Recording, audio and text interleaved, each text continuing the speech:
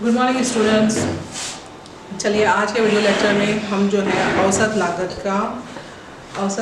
की विशेषताएं देखेंगे, क्योंकि इससे पहले के वीडियो लेक्चर में हमने औसत लागत क्या है, किस तरीके से औसत लागत long run average cost curve या फिर दीर्घकालीन औसत लागत वक्र जो है उस एस्पेक्ट को देखा था। आज हम उसकी विशेषताएं देखेंगे। ठीक है, चलिए देख लेते हैं इसकी क्या विशेषता है। सबसे पहले यही कि दीर्घकालीन औसत लागत वक्र जो है विभिन्न अल्पकालीन औसत लागत वक्रों से मिलकर बनता है। कल हमने ये डायग्राम देखा था, ठीक है, इस डायग्राम में था कि देयर आर सो मेनी एसएससीज। ठीक है, बहुत सारे एसएससीज होते हैं। एसएससी मतलब क्या है? Short term average cost curve, जिसे हम अल्पकालीन औसत लागत वक्र कहते हैं। ठीक है, तो बहुत सारे औसत लागत वक्र होते हैं, क्योंकि ये औसत लागत वक्र जो है प्लांट कैपेसिटी को भी दर्शाते हैं। हमने देखा था ये चीज़, ठीक है, इसके पहले के वीडियो लेक्चर में।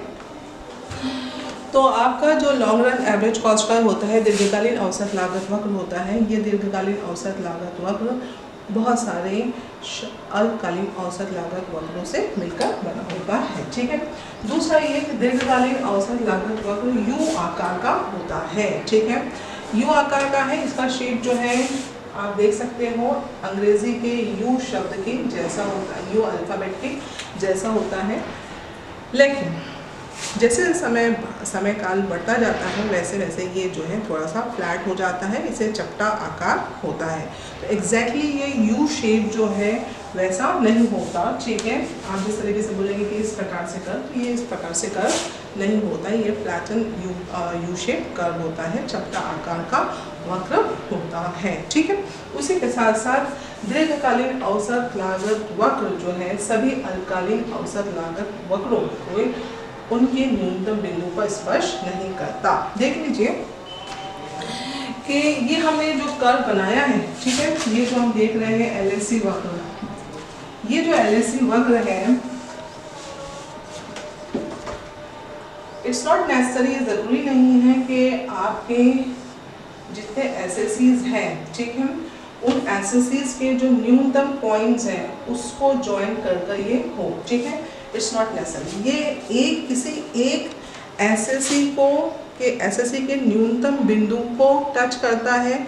एक से अधिक भी हो सकते हैं, एक से दो भी हो सकते हैं, लेकिन सारे एसएससी जो वक्र है उनके न्यूनतम बिंदु को टच करेगा ये ज़रूरी नहीं है।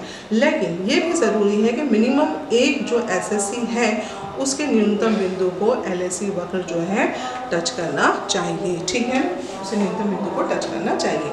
मिनिमम 1, एक से अधिक हो सकते हैं, एक या दो भी हो सकते हैं, लेकिन सारे वक्रों को, सारे एसएससी वक्र जो है उनको उनके न्यूनतम बिंदु पर टच करें ज़रूरी नहीं है। ठीक है, उसी के साथ साथ दीर्घकालीन औसत लागत वक्र जो है अल्पकालीन औसत लागत वक्र को स्पर्श करता है, काटता नहीं है। ठीक है, देख लीजिए ये जो है स्पर्श कर रहा है, टेंजेंट होता है, ठीक है, लेकिन ये उसको काटता नहीं है।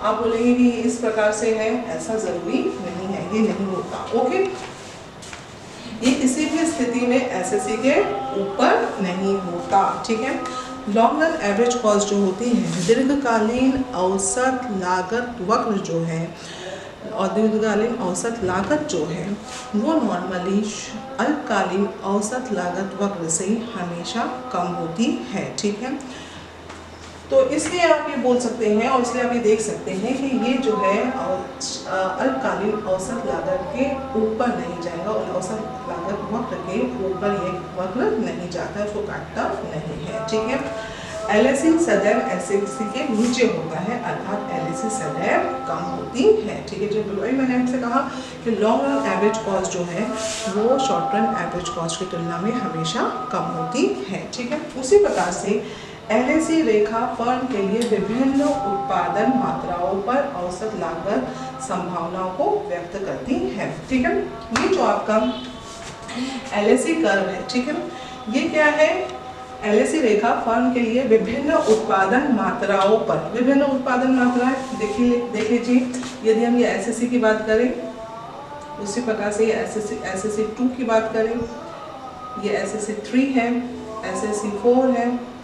ओके, तो ये जो आपके विभिन्न संयंत्र है, विभिन्न प्लांट जो है उनमें जो मिनिमम पॉसिबल कॉस्ट हो सकती है, ठीक है, वो सारी चीज़ें एलएसी रेखा फर्म के लिए विभिन्न उत्पादन मात्राओं पर औसत लागत संभावनाओं को व्यक्त करता है, ठीक है। इस पर औसत लागत संभावना अलग है, एसएससी 2 पर अलग है, एसएससी 3 पर अलग है, 4 पर अलग है, 5 पर अलग है, ठीक है।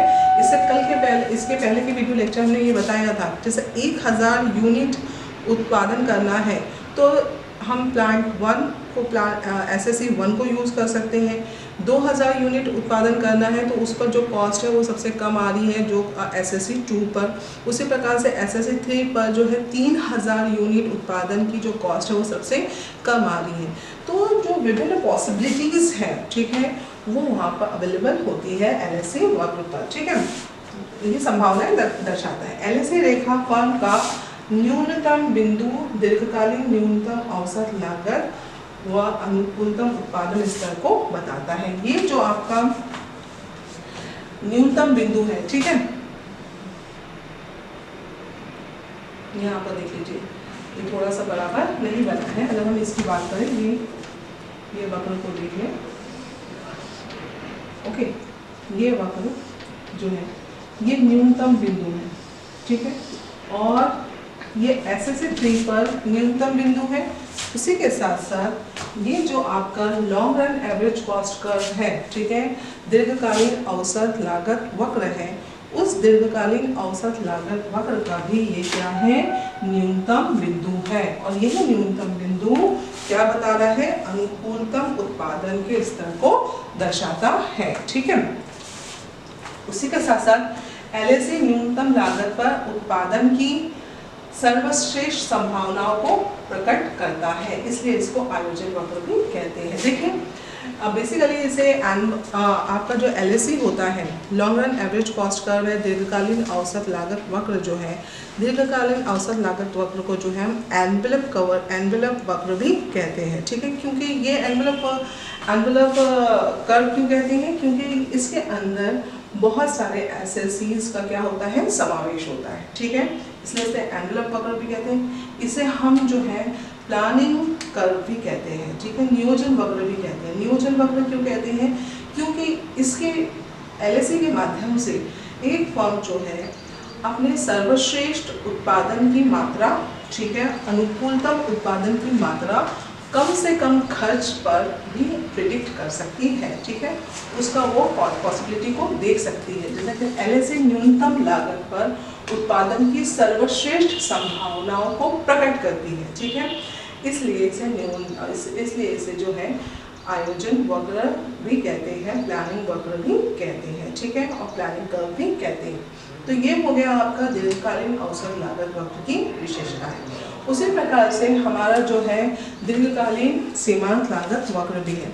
देखिए सीमांत लागत वक्र की बात करते हैं, और सीमांत लागत वक्र क्या है, आपका मार्जिनल कॉस्ट, ठीक है। सीमांत लागत की हम बात करते हैं, शॉर्ट रन मार्जिनल कॉस्ट की जब हम बात करते हैं, तो शॉर्ट रन मार्जिनल कॉस्ट जो है, अल्पकालीन सीमांत लागत जो है, उसमें मुख्य रूप से जो वेरिएबल कॉस्ट है, जो परिवर्तनशील लागत है, उस परिवर्तनशील लागत में चेंज की वजह से जो है हम उसको वहाँ पर दर्शाते हैं आपका अल्पकालीन सीमांत लागत, ठीक है, में अल्पकालीन सीमांत लागत में परिवर्तन, ठीक है, और अल्पकालीन सीमांत लागत। लेकिन जब हम दीर्घकाल की बात करते हैं, तो दीर्घकाल में, इससे पहले के वीडियो लेक्चर मैंने आपसे कहा है कि दीर्घकाल में जो है उत्पादन के सभी साधन क्या होते हैं, परिवर्तनशील होते हैं।